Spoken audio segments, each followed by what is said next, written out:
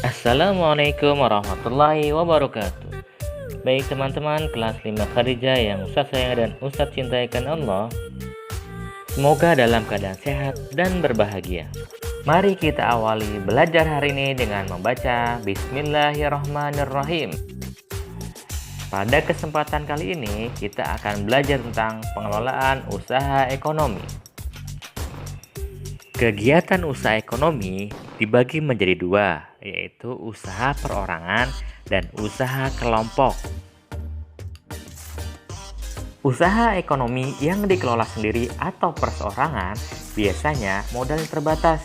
Contoh, usaha ekonomi yang dikelola sendiri atau perorangan adalah: pertama, usaha pertanian. Seorang petani kebanyakan mengelola usaha pertanian secara perseorangan dengan modal terbatas. Meskipun demikian, ada juga usaha pertanian yang dilakukan secara besar-besaran, namun hanya berapa saja orang yang bisa melakukannya. Yang kedua, industri kecil. Industri kecil biasanya berupa industri rumah tangga. Industri kecil juga dikelola secara perseorangan. Contoh industri kecil seperti usaha kerajinan mebel, meja, kursi, dan lemari, industri keramik, kerajinan anyaman, dan tembikar. Dan yang ketiga adalah usaha perdagangan. Usaha perdagangan yang dikelola secara perseorangan biasanya perdagangan dalam jumlah kecil sampai menengah. Contohnya seperti membuka warung, penjajah keliling, pedagang kaki lima, pedagang di lapak-lapak pasar, dan pedagang hasil bumi. Dan yang keempat adalah usaha jasa.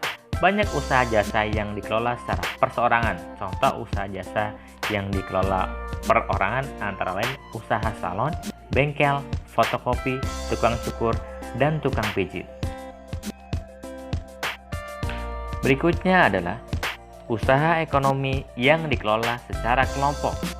Usaha ekonomi yang dikelola secara kelompok adalah usaha yang dijalankan secara bersama-sama, baik dalam hal modal, pengelolaan, maupun dalam hal bagi hasil.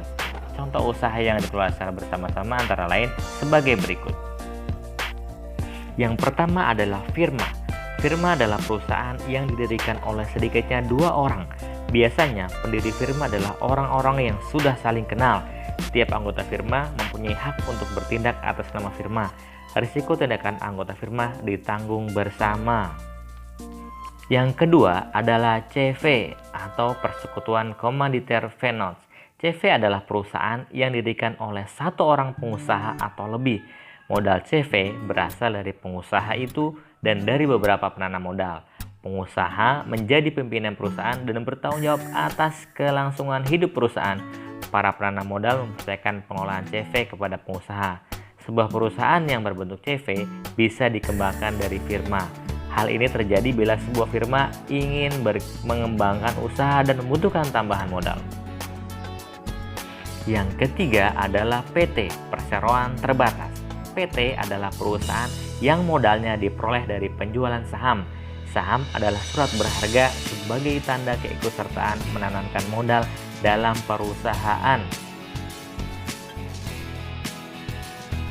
Dan yang keempat adalah BUMN, Badan Usaha Milik Negara. BUMN atau perusahaan negara adalah perusahaan yang seluruh modalnya dimiliki oleh negara.